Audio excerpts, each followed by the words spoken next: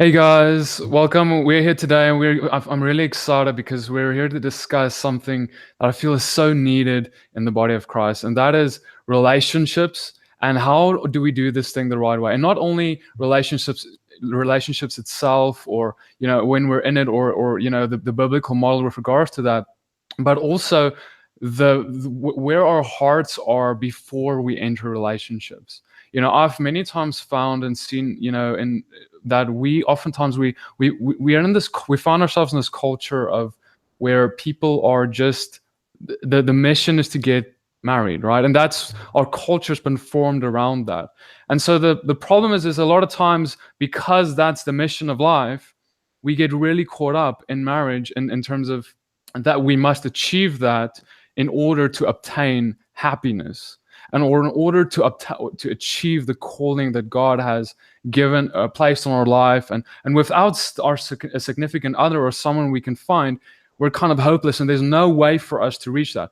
A lot of times we've got this idea, and we want to talk about that. And really, this video is about, it's really just a chat. I'm here today with Mayra, as well as Christina, my fiance, and we all want to we all have a very similar story in relation to our relationships right now. All of us recently met our significant other, and the way that Father did this for us is really, I would say, different. And I think you'll get what I'm saying when we start telling our stories.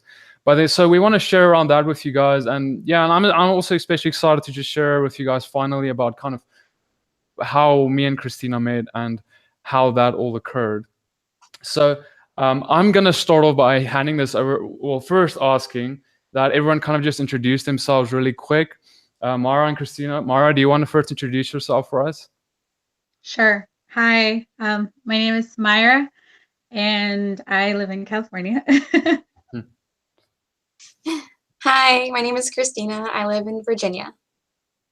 All right, cool. So to start this off, I'd like Christina to just start telling everyone about kind of how we met, and I'm gonna also pitch in, and I'm gonna, well, we're gonna tell the story together. But I want her to just start off and kind of just tell us, everyone, like how did everything start, and what did the Father do with this? Because I think our story is it's pretty different. So yeah, Christina, do you want to head off with that? Sure. So I officially, well, Petey and I first met last year, September. But even leading up to that, some things were happening in both his life and my life.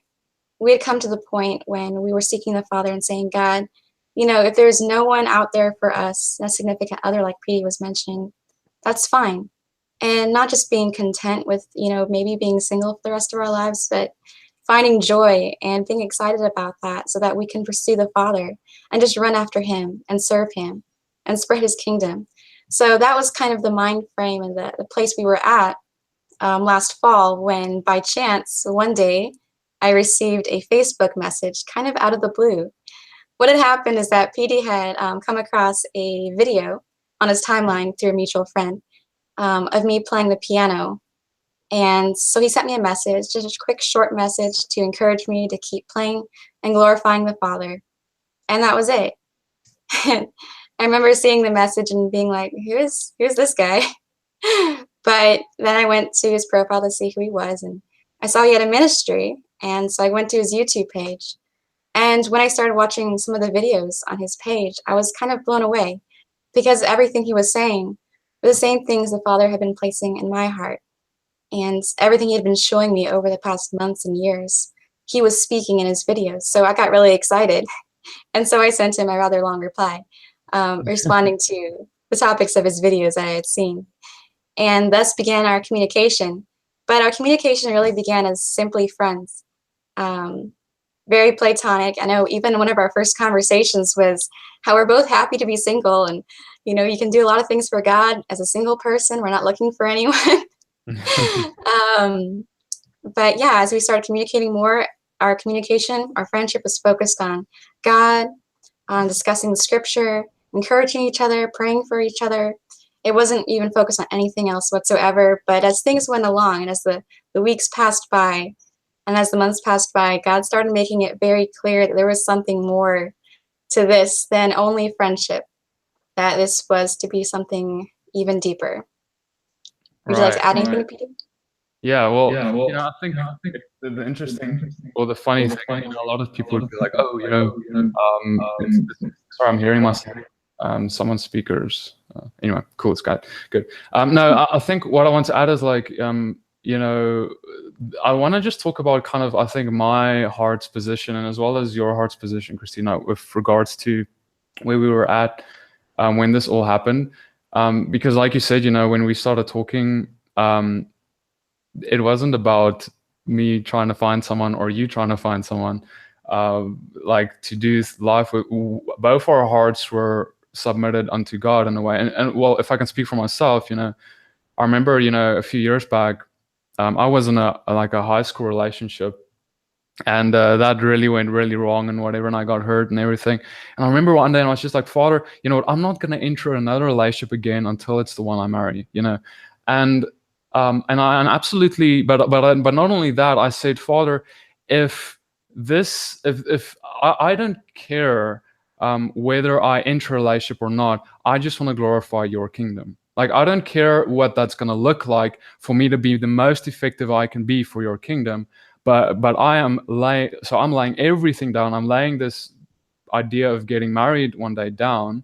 I'm putting it on the altar. And I'm saying, Father, do with it as you will. Lord, if you don't want me to ever get married, let it be that way. And I was praying that out of a place of like, yes, I like passionately, not like oh please, not with this strings attached in the back of my mind, like, oh, but I'm not really God, but no, like really laying this thing on the altar. And the reason I'm saying this is I think this is very important, because a lot of times we pray things halfway in that way, and we're trying to pray what we want into our prayers. And it's kind of like, Lord, and we read in the scriptures, Father, let your will be done, not my will, and if we delight in him, he'll give us the desires of our heart. And the cool thing is that when we delight in him, it's not that he gives us our selfish desires and things. He changes our heart into a position where his desires become ours. So yeah, I don't know if you want to add on that, but yeah. But yeah, like you were saying, when the verse goes, and we delight ourselves in the Lord, he will give us the desires of our heart. And so often that can be interpreted to being, okay, if I love God, he'll give me what I want, and I want a significant other, because we have that as our focus, where, like you were saying, your will be done, God, so long as it kind of works with my will too. But really it needs to be complete, full surrender, with hands upraised in praise, saying, okay, my hands are open. I give everything. I don't hold anything back. So everything that I desire, I want it to be what you desire alone. Not me, but you, God. I want to desire what your heart desires in this area and in every area of life. And the funny thing is I think a lot of people think that once I find someone, then I'll be happy. It's that thing of like, oh God, please, I've got this hole in my heart, and I need to find a husband. I need to find a wife, and once I find a wife, then I'll be able to, like I said in the beginning of this video, then I'll be able to kind of accomplish or be happy or whatever the thing is that it is. And if we're going to be honest, that's the total deception, because if we think that finding someone is going to be the thing that makes us happy inside, then we're going to be disappointed when they come, because it was never, it's that person is not actually designed to fill that hole of unhappiness in our heart. And in fact, they're going to, if they come into your life and into our lives with that, and we hope that they would do that, we're going to be disappointed. And that's when a lot of people in a relationship start getting like, why aren't you making me happy? Kind of thing. But it's because we're depending on them to make us happy. But for me, and you guys should tell me about what you guys think. But for me, before I met Christina, I was totally surrendered and fine. I was like, God, you are gonna need to be the one. You need to be the one that fills the hole in my heart. You need to be the one that makes me gives me happiness and fulfillment and everything. And and I lived in that place. I lived in such a place where I literally didn't need anyone. I literally, I felt like I was happy without having someone, and that I could accomplish many things without having someone, and so. But now it's funny because the moment my heart started getting into that place, that's when God brought Christina on the scene, of course. But the point is just that, like, if God's plan was different and Christina wasn't in my life, never came into my life, I would still be fine in that way, and I would not fall into this depression now. And God, when are you going to bring this person?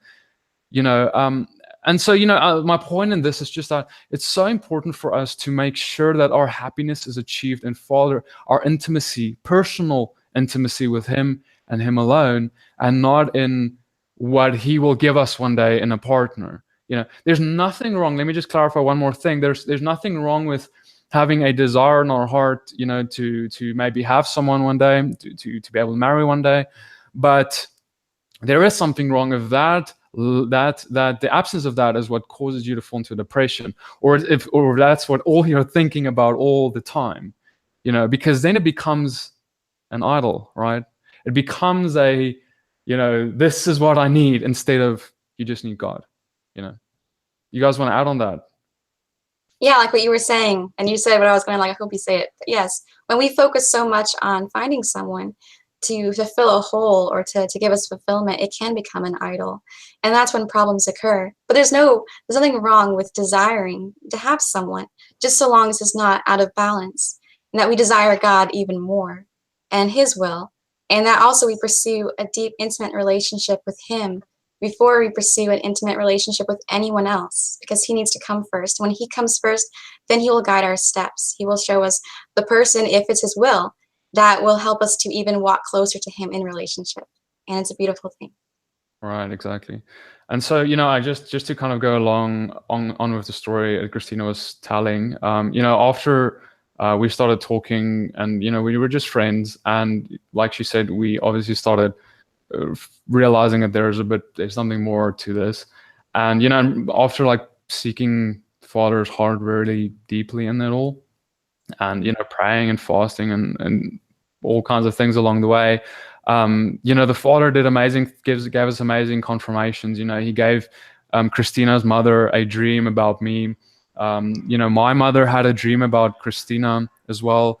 There's a lot of stuff like that to kind of ease our families, I guess, into what was going on. Because, oh, by the way, guys, I live in South Africa. Christina lives in the United States. That's like 8,000 miles. I looked on Google Maps. So that's a lot of distance, and it's a weird thing, right? So I mean, it's not the norm. So anyway, I ended up we ended up deciding, to meet, and and Christina, actually, she was quite amazing in that she helped organize a ministry trip for me in the US, where I spoke at a few places, and also obviously to meet her. And yeah, it was really great, and I think that's kind of why Mayra is also here today, because Mayra and Charlie.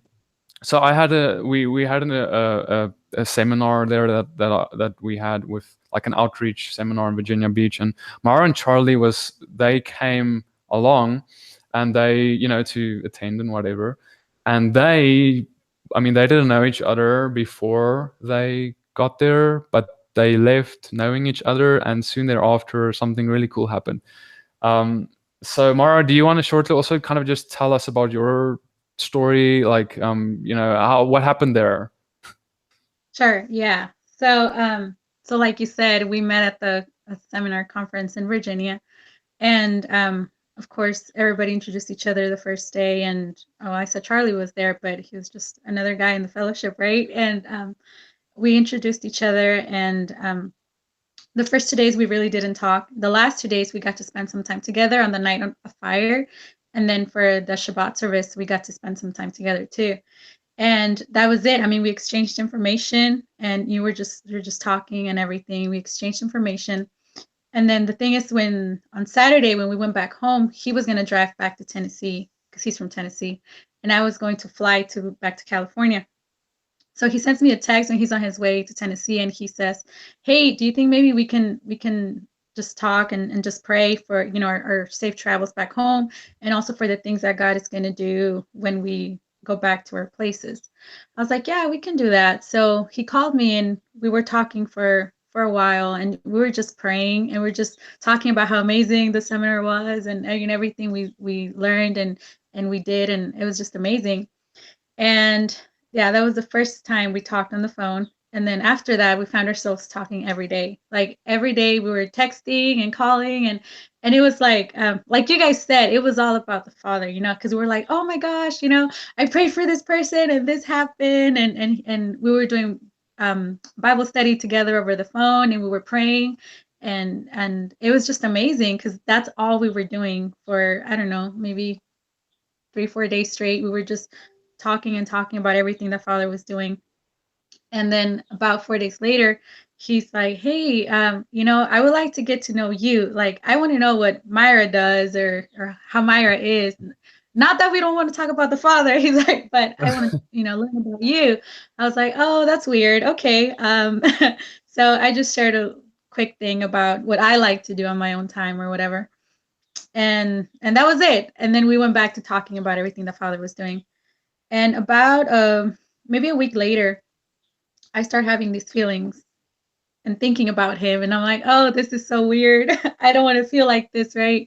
So I remember I took it to the Father and I said, okay, Father, you need to take these feelings away. See, I didn't even ask him if this was the guy or husband he asked for me. No. I said, you need to take these feelings away because I don't want anything to get in the way of me and you. And I don't want any distractions. I mean, I was just so focused on him. I was like, I don't want any distractions, God. So just take these feelings away. And he didn't. The feelings got stronger. So a couple of days later, I I call him and I'm like, okay, you know what? I'm just gonna tell him how I'm feeling. He's probably gonna tell me, sorry for misleading you, or you're misinterpreting our talks or whatever. And I'm like, and then we're just gonna get past that, and then we're just gonna be best friends forever. I don't know. So I called him, and that was my plan. So I'm like, hey, you know, I just wanted to tell you about, I'm feeling this type of way towards you. And he's like, explain the feelings. I'm like, what do you mean explain? I thought it was obvious. So he's like, no, explain it to me. I was like, well, you know, I've been thinking a lot about you and just the way you love God. I mean, you just love God so much. But, you know, just because you do it doesn't mean that you're the one that God has for me. So I just wanted you to know. Um, and then he says, okay, let me share with you. So he started sharing what God was doing in his life. So he said that when he went back to Tennessee, and you know, we started talking and stuff, he works at a university.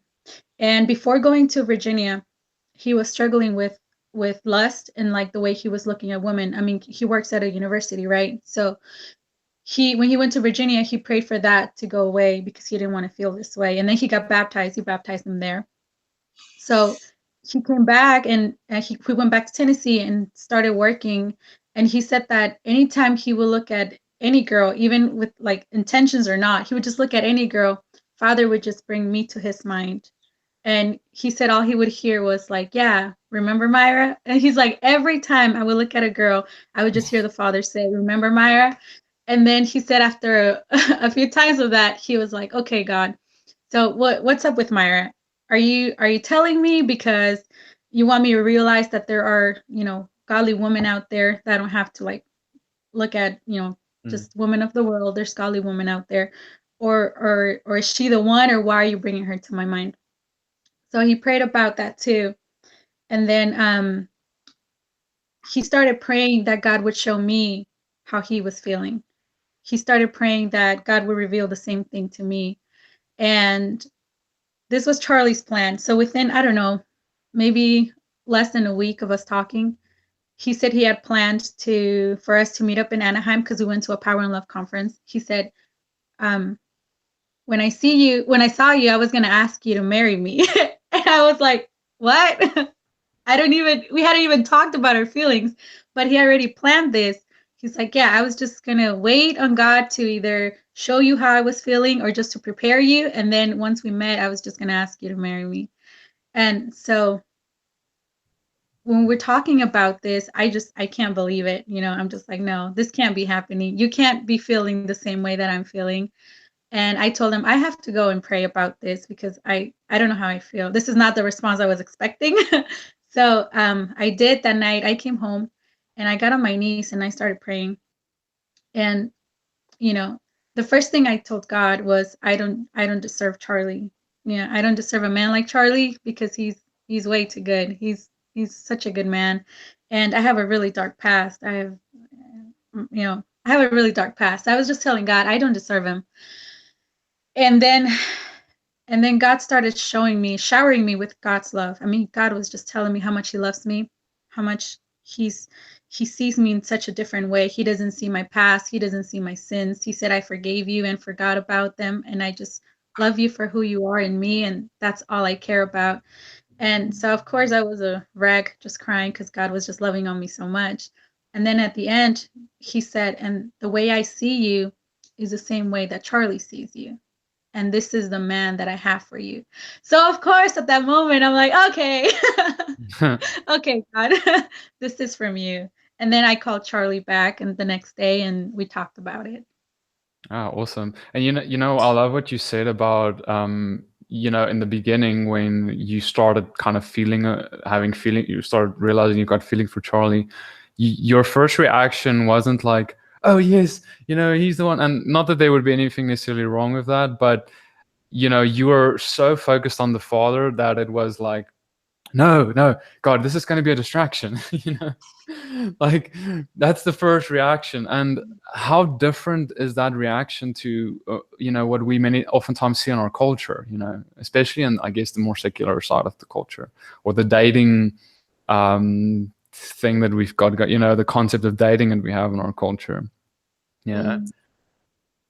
And also, what also was really cool is how how long did you guys know each other before he proposed? Well, we talked about getting married a week and a half after we met in Virginia, a week and a half after. But of course, he proposed when we saw each other in California, which was a month after we met. Right. So, similar, I mean, me and Christina, we were talking for about, I don't know, 3 months, 4 months, I guess. Correct me if I'm wrong. And then I decided to fly over. And, when I got there, I mean, I proposed pretty quick as well. The father just like, yeah, I just knew, like, it's that cliche, that. But, I had so much peace on you that she was the one. But it's kind of funny because, and that's why I also got all of us together here, is that, for both of us, it was pretty quick because, I mean, I met Christina and that was like, what, 5 days, Christina, or 6 days? Yeah, you arrived here on Saturday and then the following Friday, he proposed. Right. So most of that delay was just, I guess, getting to know everyone and the family and everything. But that it's so different. I'd like us to talk a little bit about that too. How this is different from the dating model, if you will, that we have in our culture today. What do you guys think about dating? What we typically know as dating? What is your perceptions on it? Mayra, did you want to share first? Sure. So for me, dating was not an option. So 3 years ago, that's when God came into my life 3 years ago, and I was in a relationship for 5 years, and it was a not healthy relationship. And I remember, the day that God came into my life, that same day, I broke that relationship, and I made a covenant with God that day. And I told him, okay, God, I mean, you're amazing. just knowing you today, it's just completely changed my life. And I want to tell you that I'm going to, end this relationship. And from now on, I'm not going to date. I'm not going to pursue or allow to be pursued. I don't want to talk to anyone. I don't want to meet anyone. I'm like, I just want to focus on you. And I told him, if you have someone for me, it's going to be a husband, or I'm going to stay single for the rest of my life. And that was really my plan. I mean, that was my plan. This 3 years, I was like, okay, I might just be single for the rest of my life, And it's just that I feel like nowadays dating, you're testing people, you're trying people out, see if it may work or whatever. And I'm like, first of all, that's not what I see in the Bible. That's not scriptural. We don't go around testing people out to try them out and see which one's going to be the right one. And that only means that it's about our selfish needs. This is the right fit for me. Like, what is this person going to offer for me? And love is selfless. It shouldn't be that. So anyway, so I don't believe in dating, and that's why when I talked to Charlie, we were like, yeah, none of us do. Either of us do. So we're just gonna get married. We don't have to test anything, try anything out. We don't have to waste 5 years or 2 years of our lives getting to know each other it's gonna end in nothing. Right, exactly. And yeah, Christina, do you want to share your thoughts first before I go on? Yeah, so like Mayra, what you were sharing, I completely agree with that. I'd also known people in the past, and I wondered, like, okay, is this person the one? Is that person the one? And when I go before the Father and pray about it, he'd be like, for this reason and that reason, he would take away any peace, and he would cause, he would let me see things that I hadn't seen before when I would truly go to him. Because sometimes I didn't want to, like, no, God, but I think this person is the one. And he would reveal to me as I let him, no, he's not the one for you. I have someone better for you. You just wait. So having that time of waiting was really good. It was a time of preparation as well. But kind of like you, reaching that point of not just being content being single, I got excited about the idea after a while that, you know what, I don't think I'll get married. That's fine. I don't know if there is someone, and that's okay, because it's just going to be me and God. We're going to do cool things together. And that's going to be great. Because a lot of the times, like you mentioned, dating, when you're just trying people out, it's testing it. It's wasting time. It's wasting their time. It's wasting your time. And it can cause a lot of emotional damage, hurt hearts, and it's not necessary. Yeah, that's true. Really, it's important, like we talked about earlier, just to have that intimate relationship with God. And when it's his time, if it's his will, he will show you the right person, and he will give you that peace and that knowing that this is the one in his time.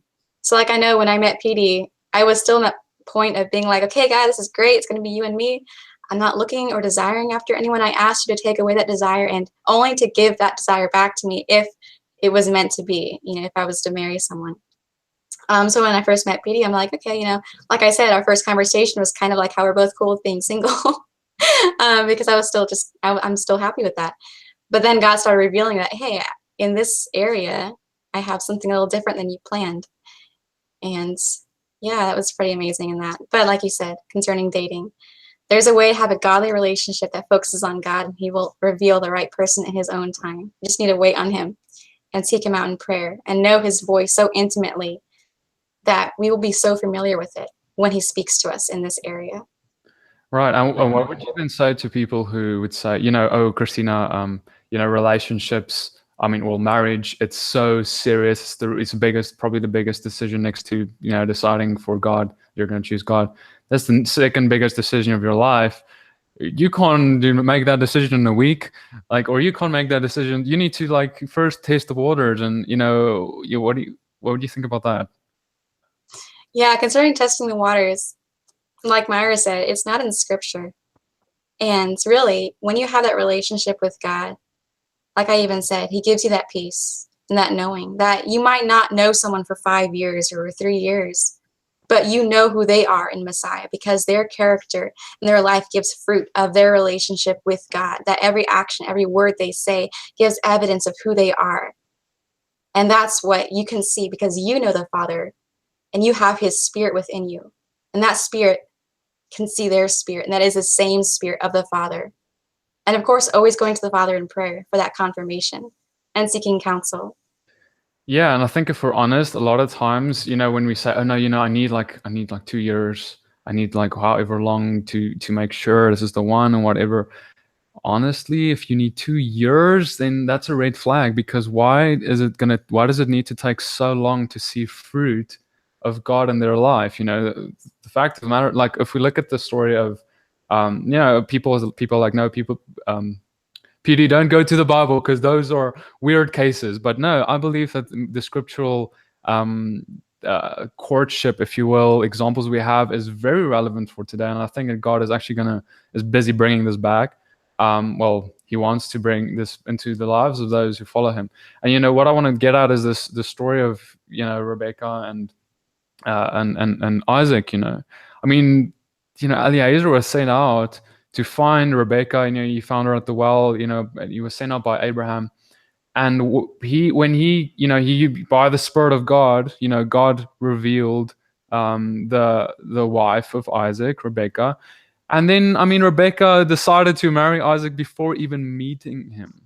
Like, we want to talk about like testing the waters for a year, but here we've got a biblical example of like they were so in tune with the Father and intimate with him that they didn't need to even meet the guy or meet the girl. Same with Isaac. He basically, when she came riding on that camel, like she already basically agreed, and Eliezer had the responsibility. It's a big responsibility, but he did it. And it's such a beautiful example. And I think a lot of times we look at that and we're like, no, that's old and that's weird, and we're not going to do it that way. But everyone is listening today, I want to encourage that it's time to go back to take the Bible seriously in that way, and be like, what? Why do I have to wait 2 years? Why do I have to wait 3 years? Why do we have to date and figure this thing out? If you love each other, and if you're equally yoked, that's really important. Like, what are you waiting for? Yeah, what do you guys think about that story? Sorry, if I can just add something, because it goes along with what you guys are saying about what Christina said about being so in tune with the Father, right? And like you said, PD. So just in last September, a friend of mine gave me a word. We were in a Friday night devotional, and he said, Mayra, I have to tell you something. And he says, Father has been waking me up a few nights telling me to tell you this, but I hadn't, because I thought you were already doing it. But if you're not, I guess you're not, because he keeps bringing it to my mind. So he said, Mayra, do you pray for your husband? And I said, no, I don't really, no, I don't pray for him. The only thing I've ever prayed for in this 3 years is that if God has someone for me, he would make it so clear that there would be no confusion or doubts or anything. That's all, if I ever remember, that's all I prayed for. He says, well, Father said that you have to start praying for a husband because he has someone for you. That night I came home and I got into the word and I started praying, and God showed me right away. He confirmed to me that word was from him. And I was like, okay, God, so, I need to start praying for my husband. Okay. So I started praying for my husband, and the only thing I would pray for was a man that loves God and more than anything or anyone. Like, that was it. I didn't have a checklist. I didn't have this requisites or anything. It was just a man that is seeking you after you, God, with all his heart. That was it. Right. So, so being in tune with the Father, hearing his word, I knew that word was from him. So at that point, it was the first time that I was like, okay, I'm not going to be single for the rest of my life. There's someone for me, right? So I was able to not focus on that, but have that prayer for my husband, right? And even after that, I was like, okay, God, I don't know how long it's going to take. It's been 3 years for me to hear this word. Now I don't know how long it's going to take for me to actually meet him wherever he is, right? So I just started praying for him. I was just always praying for him and making sure, asking God that to protect him and cover him and lead him and everything. And so when I met Charlie, after we talked and I brought it to the Father, I just heard, God's voice telling me, this is the man that I have for you. I was like, that's it. I don't need any confirmations from anyone. I don't need to talk to, have a counseling team and so they can assess the situation. Or I was like, I don't need anything. I'm so in tune with the Father that I know his voice. And he had already told me that he had someone for me. And here he is telling me this is the guy. So I'm like, this is it, right? I don't need to hear anything else. I don't need to test him. I don't need to ask him anything about his life or anything. Like Christina said, you see the fruits in their life and you see their walk with God, and everything just makes sense. Okay, God, I see why you would bring us together, because we're both just focused on you. Right. And it's that, what we're talking about here, I think, and I think you guys would agree, is it's not I think God is telling me this is the one, it's I know, like you really, really, really, really know. because of the peace that the Spirit is giving you. It's such a peace, that peace that surpasses all understanding the scriptures talk about. And I want to submit, I think that's the peace Rebecca felt when she had to tell this strange man, Eliezer, who came from far away to come and get a bride for this man she's never met. The only way for her to agree to that, leave her family behind, leave everything to go with this man, is that peace that surpasses all understanding. And if that peace is not there, then that's not a good thing, Christina, do you want to add to that? Right. Well, just going off what you were saying, having the peace, that's so important, because that peace is from God. And that's Him telling us, yes, that is the person, like Mayra said, that peace, that knowing He is the one. If we seek in our own will and we're trying to force something, there's not going to be that peace from God in the same way, a peace from Yeshua. So you really need to seek after that. And like also, Mayra, what you said, I wanted to jump onto that concerning praying for your husband. And so with everyone who's watching here, whether you're married or you're not married yet, if you're engaged, pray for your future spouse, pray for your spouse. There's so much we need to lift up to the Father for each other in all these different areas of life, all these different circumstances that might come up. And it's such a beautiful and powerful thing when you can pray for your spouse or your future spouse if you haven't met them yet. And so. That's really good. Yeah, pray for them. You need to lift them up. I was also, same with me, I think all of us, we were praying, we've been praying about this thing forever. And it was a prayer of, like I said in the beginning, Lord, if they're out there, I pray for them. If they're not out there, that's okay too. Exactly. Right. Yeah, cool. And so I also want to touch on with you guys about let me say it like this, the whole dating thing that we just mentioned. The other problem with it is that it's really a big problem in terms of temptation, where there's no real commitment. Remember, guys, dating basically just means, hey, I like you, you like me. We're gonna see if we can consider getting married in the future. That's basically what it is. And while we see that, we're going to test each other out. We are going to, and then, people draw the line in different places of where that romance in that relationship goes. But that's the premise of it. And the problem is that a lot of times that's, like I said, it's a big problem in terms of temptation, where there's no commitment. There's no real, promise of a covenant that will be made or a covenant that has been made. So that is dangerous, because now you're basically that person, you've not made a commitment, that person is not yours in that way. You're basically friends with benefits. And I know that's like a hard one. That's like a whoa. But the fact is that dating is basically friends with benefits in a way, because if there's no commitment, there's no commitment. You're just friends. If we look at it from a scriptural perspective, we have friends and we have like courtship or something that there's commitment and that's leading. It's like we will be getting married, basically, or what we call engagement. There is no such thing as this thing that today we have and we call dating.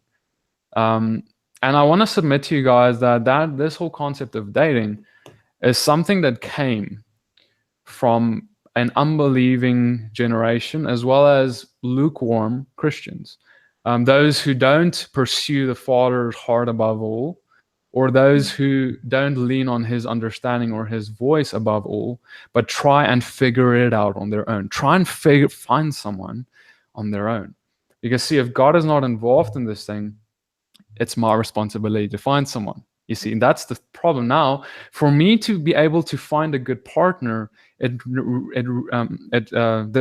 requires of me to, like we talked about, test people out.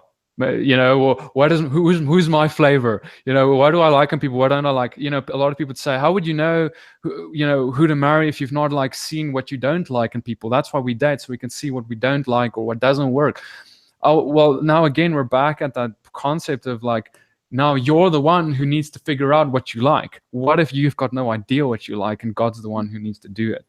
You see, I want to submit that that's it. I've got no idea. Like, guys, I mean, in high school, I did date, and I'm sorry I did, because it was such a waste. And in terms of not just like Christina talked about emotionally, getting hurt and stuff, but it was also just it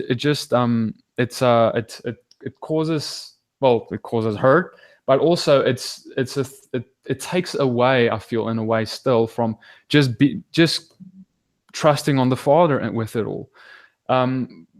If I think back on those relationships, I thought I had an idea of what I would like in someone. Well, obviously we've got our obvious things, like we want them to be godly and whatever.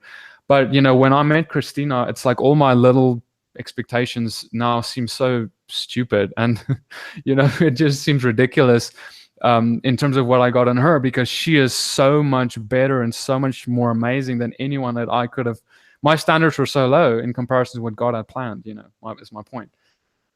And I think that's part of the problem. A lot of people, they go into this dating thing and they test someone out for 2, 3, 4 years, and then then they decide, okay, fine, I guess we have to get married now, because. And a lot of times now they're the one making decisions. You've never really went and you've not actually gone and sacrificed this on the altar to God and let God make the decision for you. So yeah, what do you guys think about that? Yeah, going off what you were saying, Beauty, just sacrificing ourselves, having that like an ola offering, a complete burnt offering that we give ourselves fully to the Father in everything, especially in this area of relationships. So dating, not testing the waters, because like you shared in your past, just there's wasting time, there's hurting of hearts, but it's not focusing on God first. We can have our own little list of things that we would desire and we kind of hope for, but when we truly just give it all up and give everything to the Father, and just that sacrifice of praise with open hands, He's going to do something amazing. If that's His will, He'll blow us away. And like in Petey and I's story, I wasn't expecting anything. I really thought for sure that it wouldn't be for me to get married, but God decided to change that around. And when He brought Petey along, it blew me away.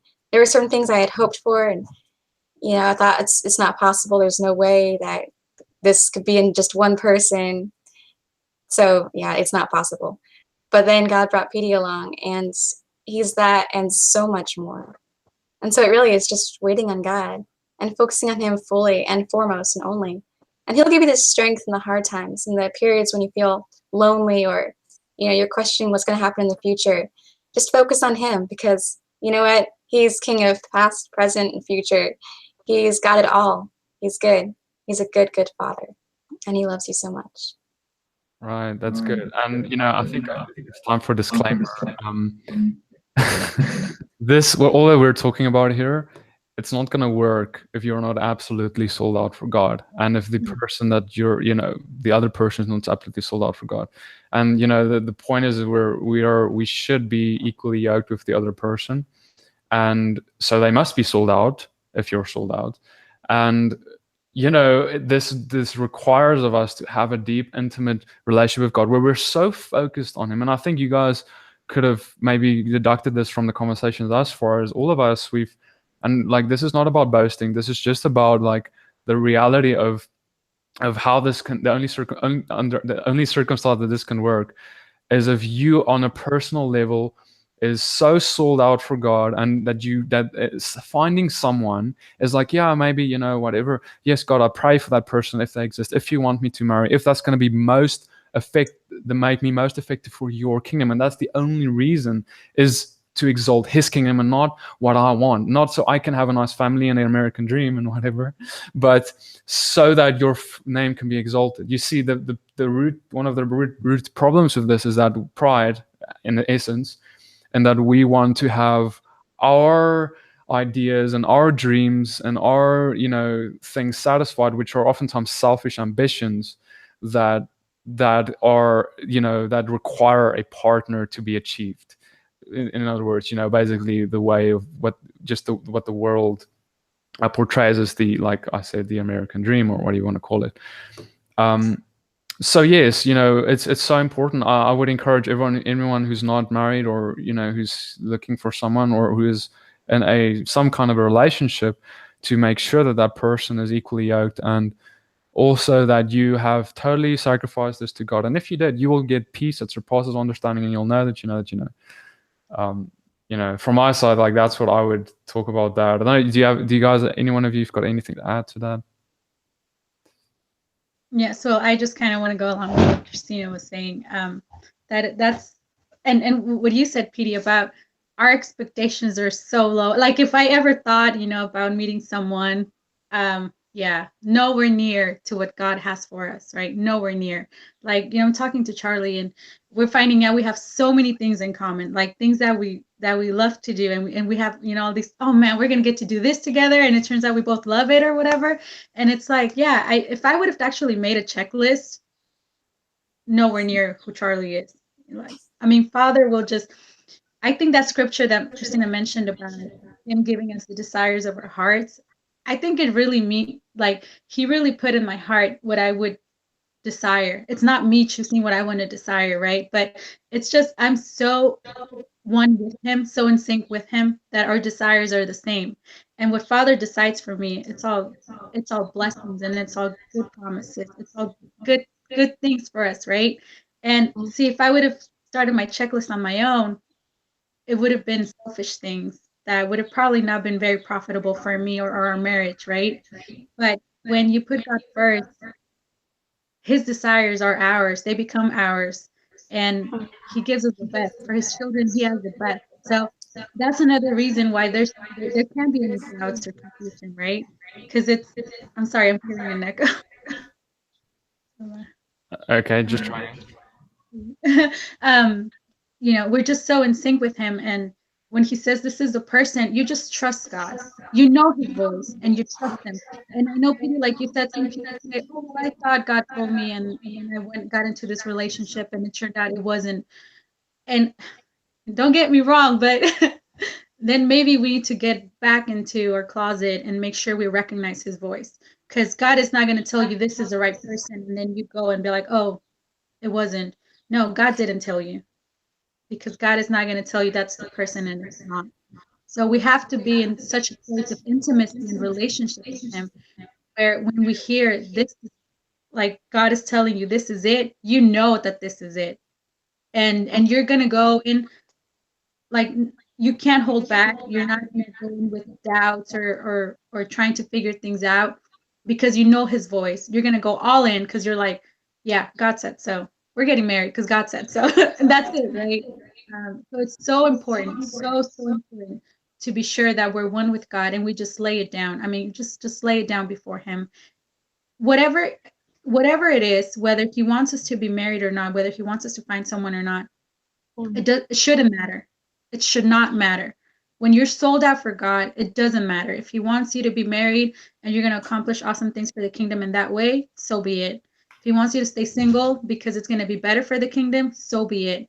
But we have to be so sold out that it doesn't matter. Like, whichever way it goes, we're going to be perfectly fine with it, and we're going to rejoice, because that's the way we're going to be able to be better for the kingdom.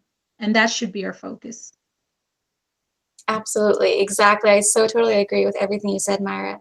Being so sold out for the Father that it doesn't matter, because we're not looking for our fulfillment in someone else. We've already found our fulfillment in the Father. And that we're able to say, with hands raised and hands open in the offering of praise, saying, Hineni, here I am. Use me, send me, wherever that is, and whatever that looks like. If there's someone or if there isn't someone, that's okay, because God, I just want you. And if he wants to have someone working alongside you for the benefit of his kingdom, then so be it. Glory to God. If he wants you to be single for the benefit of his kingdom, so be it. Glory to God, because it really is all about him. And relationships, or not having a relationship, it should always be focused on him, and he should be our foundation. Yeshua should be our foundation in everything we do. That's really good. So what do you guys think about people who are just feeling plain lonely? Like, I don't have anyone, and I just feel like lonely. What would you say to that? Christina, do you have something to add on that? Yeah, well, I think we've all probably walked through periods of this exact same season. We feel lonely, and what's the future going to hold? And even times of maybe depression or anxiety, fear about the future, or in relationships. But in this, it's one of those things where, like Myra and PD's mentioned, that we're not looking for someone to fill a hole, that hole of loneliness or fulfillment, but we seek it first from the Father. And we say, God, you know the desires of my heart, but give me your desires in this area. Whatever that looks like, I want to surrender it to you because I know you love me so much that you have what's best for me. You know what's best for me, whatever that looks like. And I surrender that to you fully and completely, Father. And just to seek him out and just to have joy in that, to take joy in that, in studying his word, in being a blessing to others and praying for others. So pouring out your time instead of thinking, God, what's going to happen in this area of a relationship? Will I ever find someone? But turn your focus away from that to how can you serve others? How can you serve God? And when you're busy about his business, right? You're busy working and you're waiting. You're not just waiting and twiddling your thumbs, waiting for the right person to come along, hopefully. But you're working. You're busy about his work, saying, God, how can I spread your kingdom in small ways and big ways, whatever ways he calls you? And he'll give you that joy and that strength. And so that you won't even be focused on that loneliness or that depression or the fear, because you'll be so focused on taking joy and excitement in just loving him and loving others as well. Like Yeshua says, we're to love the Lord our God with all of our heart, soul, mind, and strength, and love our neighbor as ourselves. And that's what we're required to do. That's what we're called to do. And so we need to start now. And he'll give us the strength to do so and the grace to do so as well. And to comfort us that, you know what, hey, he is a good father, like I said before, and he has good plans for us. That's good. And, it reminds me of, again, if I can go back to the story of Rebecca and, Isaac and Eliezer, when Eliezer found Rebecca at the well, she came and she wanted to give water, it was as well. And I believe that well represented the water, which is Yeshua. And, so as a bride, she was preoccupied with that, with the water of Yeshua. And that's where, when she was actually busy watering and she was just busy with her day's business, she wasn't looking for someone out there, a husband, but in how she was busy with getting water from the well, and then she found this strange man, Eliezer, and she went to offer him water and water his camels. And that was actually the sign that God gave Eliezer that this woman is the bride who is Isaac's. And so, it's an amazing picture, because it just talks about how when we are preoccupied with the Father's work, oftentimes it's that very work, that very fruit that comes from our work in God's work that we find this other person, or that this other person sees it, and that is oftentimes the very sign that this person is for us. You cannot marry someone who does not bear good fruit in every season, and who doesn't have works that testifies of their intimacy with the Father. And so, we need to be just so focused on those works, so that that would be the testimony, that would be like the sign to the other person that we are for them. And I think a lot of people, the fact is, like, if we're not busy with those things, I think that you're more likely to then if you're afraid of missing the person, you'll be more likely to miss them if you're not occupied with God's work, but rather with your own stuff, or even being passive and lukewarm about the Father's work, not going about his work passionately and on fire for him. So yeah. I just wanted to add in regards to loneliness or depression because we're single or whatever. I think that it always goes back to our relationship with God, because if he's our all. I mean, Petey, I love the way you sometimes mention it's not like it's God first and then my family second or something. No, it's always God, and that's it. It's all about God, right? So when we're so focused on him, there isn't room for loneliness or depression, because we're so wrapped up in his love and in the things that we're doing for him, or how we're working with him for the kingdom, or just being in his presence and being intimate with him, that there's not even a room to think of anybody else. I mean, nothing else should matter. It doesn't matter, because you're so focused on him. And just like you said, it's in that place where where he's like, okay, you're all. Hello, Mara. I think we just lost you.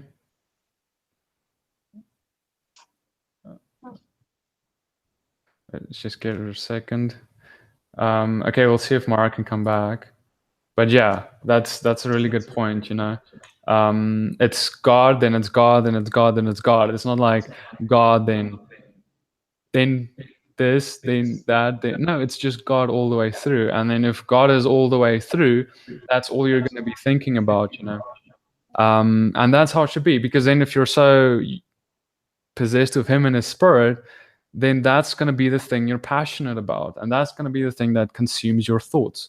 And that's a good thing to consume your thoughts, as opposed to thinking about, why do I don't have anyone? God, please, God, just bring me this person. And, cool. So, hi, Mara, you back? Oh, that's weird. Okay. Hi. No problem. Do you want to continue what you said?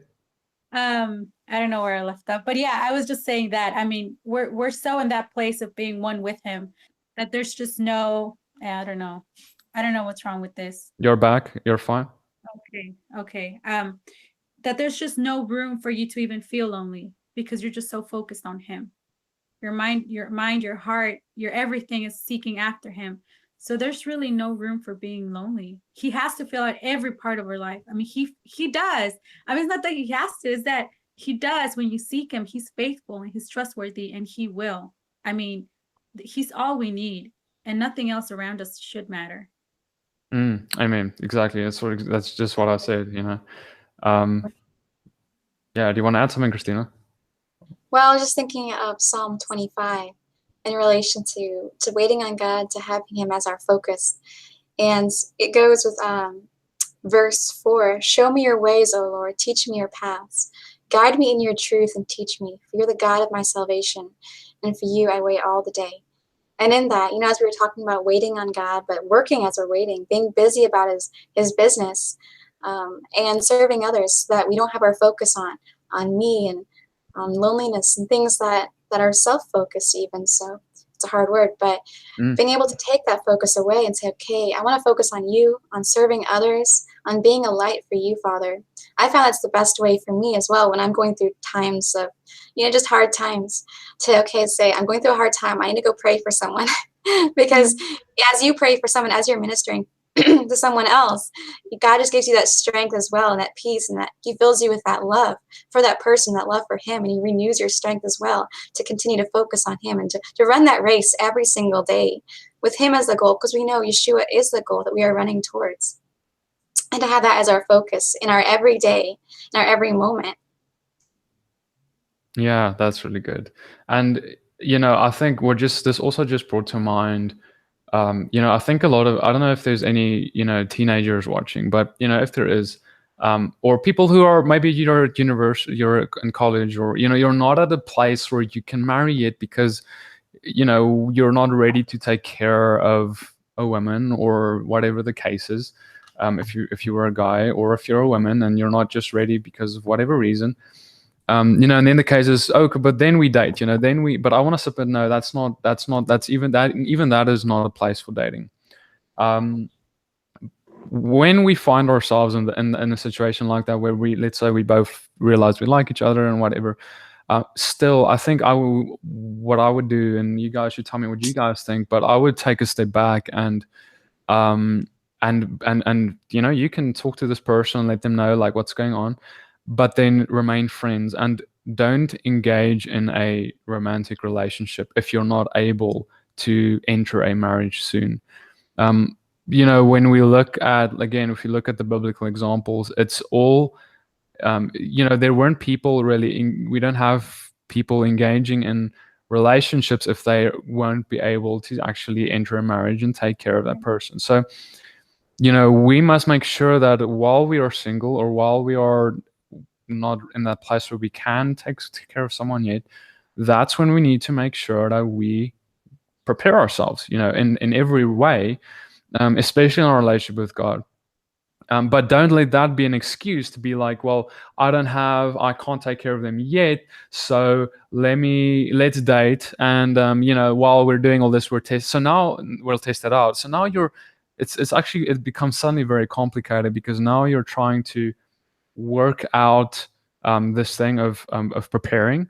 But while you're trying to prepare, you've got this kind of halfway thing going on, this thing we call dating today, where there's no real kind of commitment towards marriage yet. And now you're going to start falling into lust. Now you're going to start falling in all those things, and left and right, and it's just complicating the process of getting ready for the one you're actually going to marry one day. Because the fact of the matter is, like 95% of, if we're talking about high school relationships, just don't work out because kids aren't ready to enter a relationship. And I'm going to be serious now, they've got no business trying to enter a relationship yet, because why would you enter a relationship with someone you can't marry and can't take care of, and you're not having an income, you don't have a job? There's no business trying to be in a relationship then, because it's just going to lead to destruction. It's going to lead to hurt.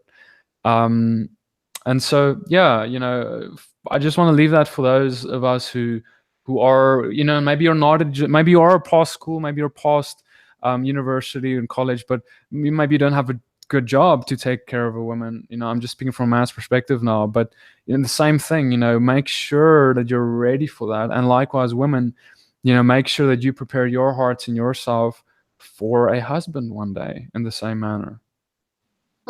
Yeah, like, Petey, as you were mentioning, high school romances and crushes and dating. When you're not ready to get married, like, really, you need to be really careful. You need to guard your heart, because it wastes your time. It takes up a lot of time. And it takes your focus away from just being fully sold out to God, because you're also looking at how you can get someone else's attention, or how you can make that person happy. And like Petey said, it's very easy to fall into lust and temptation, which will, of course, draw you even further away from God and can lead to destruction. But, if you have walked this path, wherever you are right now, there is forgiveness when you go to the Father and say, God, I don't want this anymore. And He is, He fully restores. He is a God of restoration. And so when we just lay everything down before Him and say, God, I open up my hands, take everything of my flesh, everything of my own desires. I just want you, God, and just to run after Him fully. He will give us the desires of our heart, because our desires become His desires. And that's what's beautiful about this. He restores, He forgives, and He creates something beautiful out of our stories. No matter what they look like, He creates something beautiful and powerful for His kingdom, if we let Him. Right, that's really good. Is there anything else you guys want to add on that topic? You guys good? Okay, cool. All right, so yeah, guys, thank you so much. Is there anything in general that you guys want to talk about with relation to this, or are you all good? I would like to add something. Yeah. So as far as Charlie and I committing to getting married within a week and a half of knowing each other, we've had a lot of, I'm going to say, opposition from my family, from friends. And, as far as like my family, it's hard, obviously, but you could say I would understand, because they're not believers. So if I go up to them and tell them, well, God told me Charlie's going to be my husband, so that should be good enough. No, that's not good enough for them, of course, right? They don't believe in God. So I can say I kind of understand where they're coming from, and them being concerned for me, of course, I understand that. But, believers questioning this and coming up to me and asking me to test the spirits and to test Charlie out, make sure I'm not being deceived or things like that I'm just like, what? Like, I'm telling you guys, Father told me. And then they say, well, yeah, but there's been cases in which we think Father says that's it, but it's really not. And I've had to tell some people, well, then you don't know our Father's voice. And I don't want to tell people that, but it's like, I know in which place I am with Him in my walk with Him. that when I hear from him, I know it's him. And like you said, there's this peace. And there was just so many confirmations around, me meeting Charlie and everything.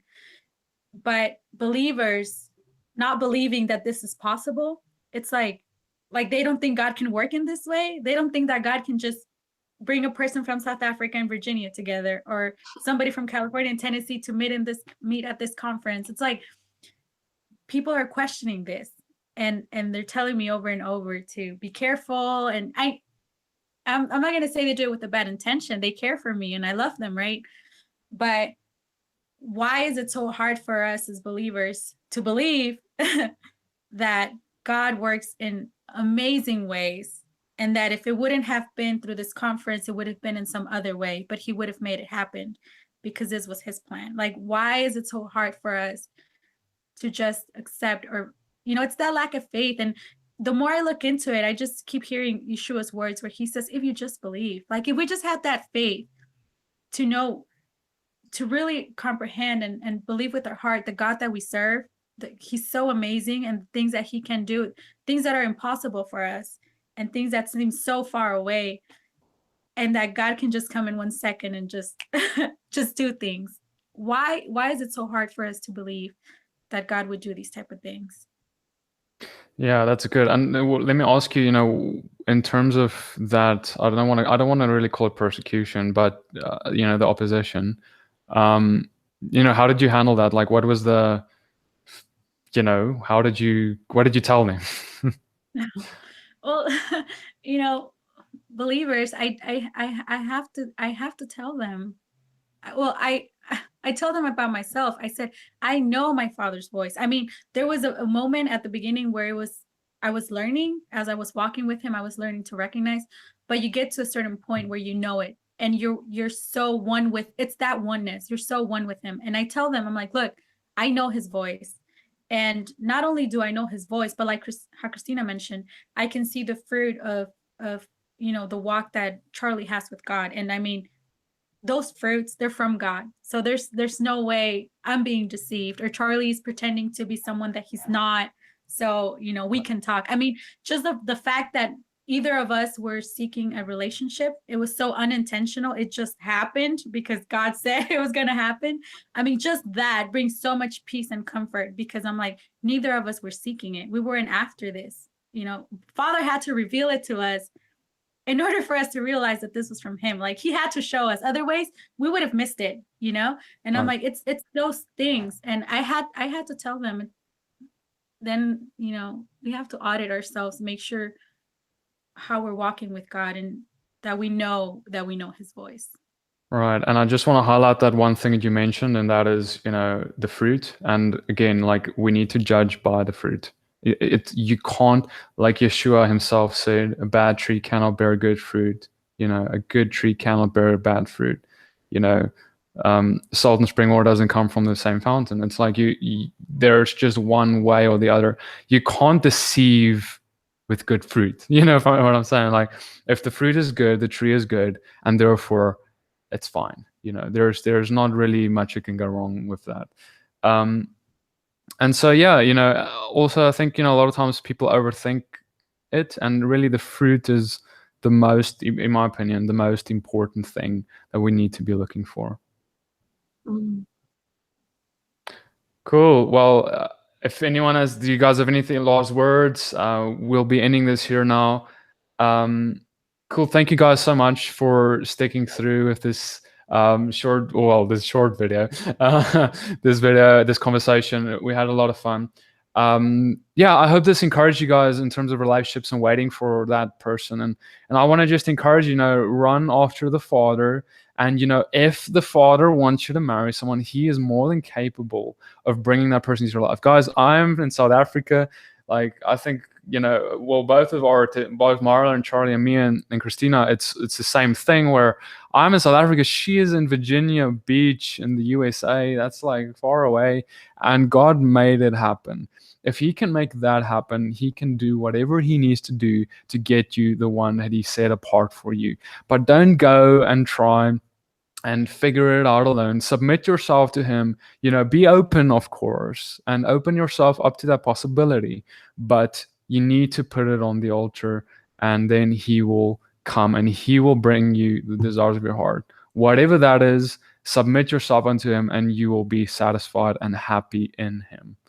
All right, guys. May God bless you and keep you guys. And we'll see you guys in the next video. Shalom.